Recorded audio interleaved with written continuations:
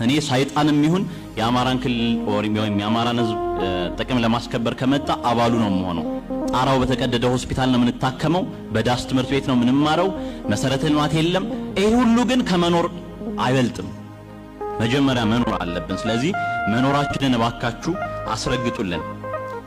ባለቤቱን ካልናቁ አጥሩን አይነቀንቁም ይላል የኛ ማህበረሰብና ተንቀን ስለሆነ በጣም ይቅርታና ምናጨበጭብበት ጊዜ ላይ ያለን አይመስለኝም። እንደ ማህበረሰብ ስናሸንፍ ድል ስናደርግ ያኔ በጋራ እናጨበጭባለን። እባካችሁ አታጨብጭቡ። ስለዚህ ተንቀናል። ተከብረን ራሳችን ማስከበር መቻል አለብን።